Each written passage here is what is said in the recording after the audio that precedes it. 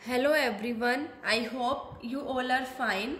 आज हम 11th accounting के अंदर अकाउंटेंसी के अंदर जो हमारा बैंक रिकन्सिलेशन स्टेटमेंट चल रहा है उसका आज हम सेकंड मेथड स्टार्ट करेंगे, जो कि है method of preparing bank reconciliation statement by credit या फिर overdraft balance of cash book. Last वाला जो हमने मेथड किया था वो क्या था, debit balance of cash book. ये क्या है, क्रेडिट बैलेंस, मतलब जिसे हम ओवरड्राफ्ट बैलेंस भी कहते हैं और अनफेवरेबल बैलेंस भी कहते हैं। देखिए, अगर कैश बुक के अंदर क्रेडिट बैलेंस शो किया जा रहा है, इट मीन्स वो ओवरड्राफ्ट या अनफेवरेबल बैलेंस है। ठीक है, मतलब अगर कैश बुक जो है उसके स्टार्टिंग में क्रेडिट बैलेंस शो कर रहा है, इसका मतलब जो वो ओवरड्राफ्ट बैलेंस है वो किस साइड लिखा जाएगा, माइनस कॉलम में लिखा जाएगा। हमने स्टडी किया था कि जो डेबिट बैलेंस था, ठीक है, वो हम कहाँ लिख रहे थे, प्लस आइटम में। ठीक है, वो हमारे एसेट्स होते हैं। अब देखिए ये क्या है, क्रेडिट बैलेंस है, मतलब ओवरड्राफ्ट, तो मतलब माइनस। ठीक है, जितना था हमने उससे ज्यादा निकलवा लिया, मतलब हमारे जो अकाउंट है वो माइनस में जा रहा है, तो यहाँ पर हम क्या करेंगे, माइनस में लिखेंगे। अब ये जो है हम इसको क्वेश्चन सॉल्व करेंगे। देखिए ये कहते हैं on December 31, 2018 the cash book of Mittal brothers showed an overdraft of ₹6920। देखिए कि ओवरड्राफ्ट बैलेंस है कैश बुक का, इट मीन्स क्रेडिट बैलेंस, तो किधर आएगा ये, माइनस साइड। मतलब स्टार्टिंग में ही क्या है कि डेबिट बैलेंस, सॉरी ये क्या है, credit balance of cash book. ठीक है, अब क्रेडिट बैलेंस है 6920। ये हमारे पास इंफॉर्मेशन दे रखी है, इससे हमें क्या करना है, कैश बुक के अंदर अपनी जो बैंक रिकन्सिलेशन जो स्टेटमेंट है वो प्रिपेयर करनी है।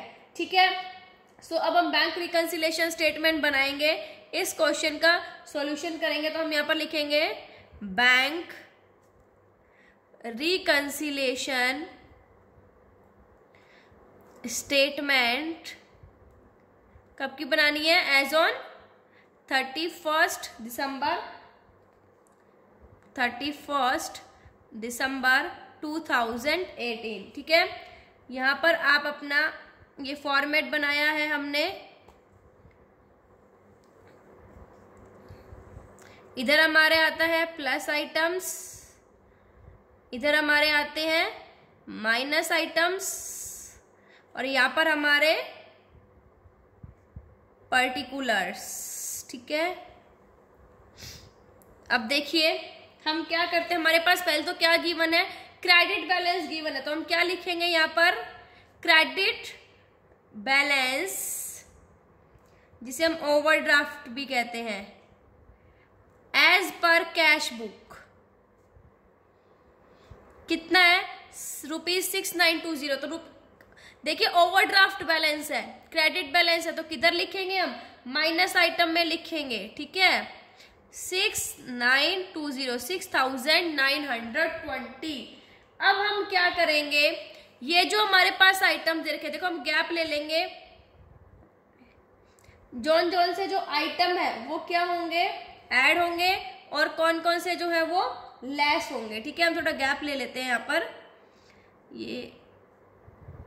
अब देखिए, अब हमारे पास जो है फर्स्ट एंट्री देखिए, debited by bank for ₹200 on account of interest on overdraft and ₹50 on account of charges for collecting bills. देखिए ओवरड्राफ्ट, मतलब ओवरड्राफ्ट आपको पता है कि भाई जितने मेरे अकाउंट में थे उससे ज्यादा मैंने पैसे निकलवा लिए। ठीक है, ओवरड्राफ्ट जो फैसिलिटी बैंक प्रोवाइड करता है। अब बैंक ने क्या किया कि जो मेरे ओवरड्राफ्ट था उस पे ₹200 का इंटरेस्ट जो है ना वो डेबिट कर दिया। अब ये मैं कैश बुक के अंदर कर रही हूं, बैंक ने किसके अंदर कर दिया, पासबुक के अंदर कर दिया। ठीक है, अब मैं किसके अंदर कर रही हूँ, अपनी कैश बुक के अकॉर्डिंग करूंगी। तो बैंक ने ₹200 डेबिट कर दिए, मेरे अकाउंट से काट लिए, और ₹50 काट लिए किसके, बिल को कलेक्ट करने का जो चार्ज था उसके काट लिए ₹50।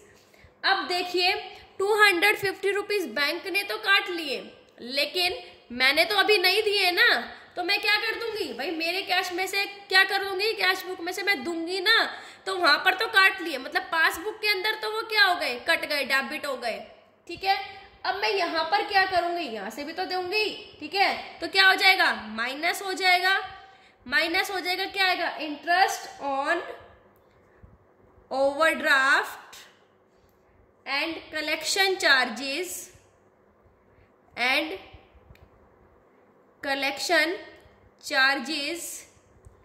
डेबिटेड बाय द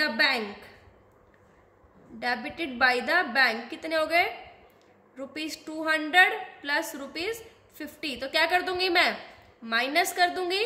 माइनस किधर आता है, इस साइड आते हैं हमारे माइनस आइटम्स 250। सेकेंड एंट्री देखिए, चेक्स ड्रॉन, मतलब चेक ड्रॉ हो गया, इशू कर दिया, but not cached before 31 December 2018। 2018 तक वो कैश ही नहीं हुआ है, कैश मतलब वो प्रेजेंट ही नहीं हुआ है, बैंक में से उसकी कोई पेमेंट ही नहीं हुई है, 4000 का कैश था। भाई मैंने चेक दे दिया, मैंने अपने अकाउंट में से क्या कर दिया, वो काट दिया। अब पासबुक के अंदर उसकी कोई एंट्री नहीं हुई है अभी तक, क्योंकि किसी ने प्रेजेंट ही नहीं किया वो चेक, और मैंने पहले ही क्या कर दिया, अपने अकाउंट में से काट दिया। ठीक है, तो अब मैं क्या करूंगी, उसको प्लस कर दूंगी, वापिस से ऐड कर दूंगी। ठीक है, तो क्या लिखूंगी, cheques drawn but not presented for payment,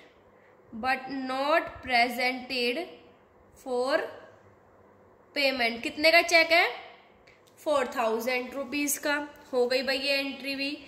next देखिए, the bank has collected interest and has credited ₹600 in the passbook. Bank ने, मुझे इंटरेस्ट मिलना था, बैंक ने कलेक्ट कर लिया और मेरी पासबुक के अंदर 600 रुपए मेरे अकाउंट में क्रेडिट कर दिए।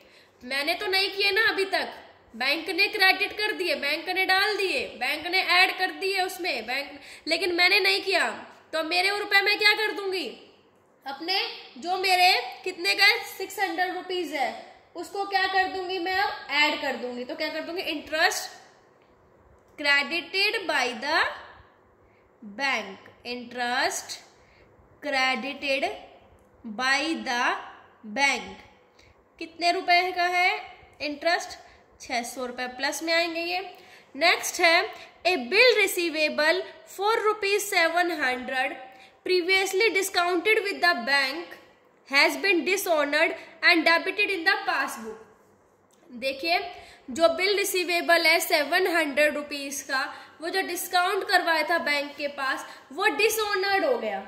ठीक है भाई, मैंने क्या कर दिया, जो डिस्काउंट करवाया था वो क्या हो गया, डिसऑनर्ड हो गया, और पासबुक में से वो डेबिट कर लिया गया।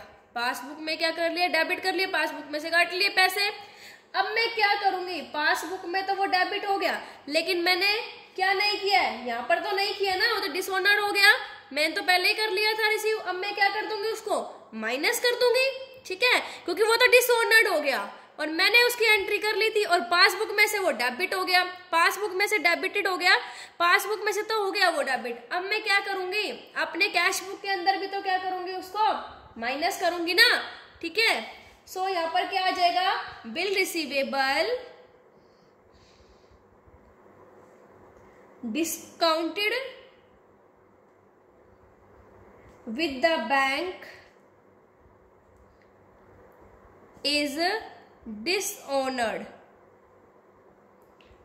and debited in passbook। ठीक है, समझ में आया कि एक बिल रिसीवेबल था मुझे 700 रुपए का, मैंने बैंक में से पहले ही डिस्काउंट करवा लिया था उसको। ठीक है, अब डिस्काउंट करवा लिया था, लेकिन वो तो डिसऑनर्ड हो गया और बैंक ने क्या कर दिया, मेरे अकाउंट में से पासबुक में से डेबिट कर दिया। ठीक है, मतलब पैसे काट लिए, तो डिसऑनर हो गया तो बैंक मेरे अकाउंट में से काटेगी। अब मैं तो क्या करूंगी, अपने में से क्या करूंगी, मैं उसको काट लिया तो उसको लेस करेंगे हम। ठीक है, कितने रुपए लेस करेंगे, 700। अगला है, cheque paid into bank but not collected and credited before 31 December 2018 amounted to ₹6000। देखिए, जो बैंक के अंदर चेक पे कर दिया लेकिन वो कलेक्ट नहीं हुआ है। ठीक है, मतलब 31 दिसंबर को हम ये बना रहे हैं, तो 31 दिसंबर से पहले तक कलेक्ट नहीं हुआ था वो। ठीक है, और क्रेडिटेड नहीं हुआ था 6000 रुपए का वो जो चेक है। अब देखिए, मैंने तो क्या कर दिया भाई, कर दिया था, मुझे तो जो चेक है मैंने बैंक में जमा करवा दिया और मेरे को क्या लगा कि हाँ भाई मेरे को तो पैसा जो है वो मिल जाएगा भाई, मेरे अकाउंट में हो जाएगा। लेकिन एक्चुअल में तो वो क्रेडिट ही नहीं हुआ था जब तक मैं ये बना रही थी, जब तक तो मेरे अकाउंट में क्रेडिट ही नहीं किया था। तो मैंने कर लिया, अब उसको बैलेंस में लाने के लिए मैं क्या करूंगी, माइनस करूंगी ना। तो क्या लिखेंगे, checks paid into bank but not cleared. देखिए कितने का है चेक, हमारा चेक है 6,000 रुपए का। सो हमारी ये सारी की सारी एंट्री जो है वो हो चुकी है। माइनस में जो है, माइनस को हम ऐड करेंगे तो कितना आ जाएगा 13,870 और देखेंगे तो ये हमारा आ जाएगा 4,600।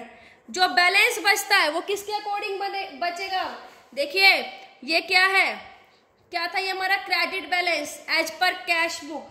तो बैलेंस जो वो कैसे बचेगा, debit balance as per passbook, ठीक है, जिसे हम कहते हैं ओवरड्राफ्ट या फिर हम कह सकते हैं debit balance as per passbook. क्योंकि ये स्टार्ट कहां से हुआ था, क्रेडिट बैलेंस से, ओवरड्राफ्ट एज पर पासबुक। तो इसका अपोजिट क्रेडिट का या किससे हो जाएगा, डेबिट बैलेंस।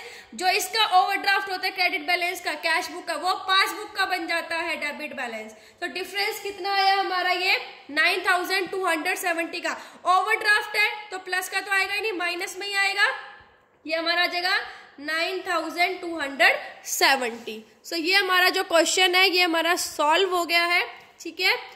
ये सारा क्वेश्चन था, ये हमारा सॉल्व हो गया। आई होप आपको समझ आ गया होगा कि कैसे हमें इस मेथड से बैंक रिकंसिलिएशन स्टेटमेंट बनानी है।